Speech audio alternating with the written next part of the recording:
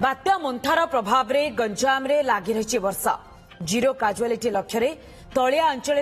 लोकों स्थानांतर करा जाउछि। आसिका ब्लॉकर 450 जन को बात्या आश्रयस्थली को निया जाइछि। सेठारे सेमानकर समस्त प्रकार व्यवस्था भी करा जाइछि। एने अधिक सूचना देउछन्ती आम आसिका प्रतिनिधि मनोज मुनि।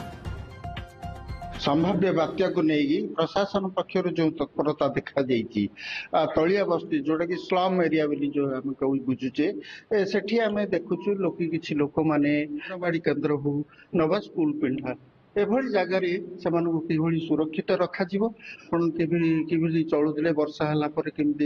घर कौन अवस्था थिला कहले आज्ञा बारिकान टीणा भांगी जाइए पानी पड़ुची चार चार पिला धरी हैरान होउची बारिपटे नालटा अच्छी साप सुपा भय कहीकि पानिया भूता आसो करंट पड़े साप आस घर घर को छुआ मारदेव कही आंके जो सार जो आम पाखक गले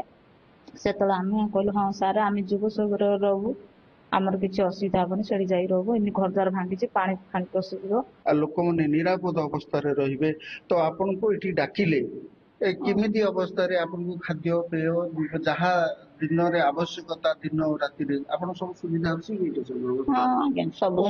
सुविधा अछि दाली तरकारी भात देले कैंडल फैंडल देइछिनी मथावती देइछिनी। बर्तमान आम पाखे पंचायत पीओ अच्छा जी की व्यवस्था आपन करछन्ती स्लम एरिया लोक आनिया मध्याह्न दिया रात्रि माने संध्या समय किसी बिस्केट पत्र सब दिज्व राति जहाँ कहते समस्त प्रकार सुविधा कराई किंतु जो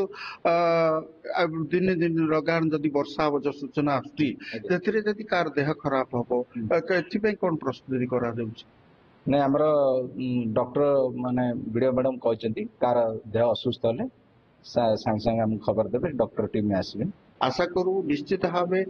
स्लम एरिया लोक समस्त सुविधा मिलू। आशा करू मनोज मुनि, ओटीवी।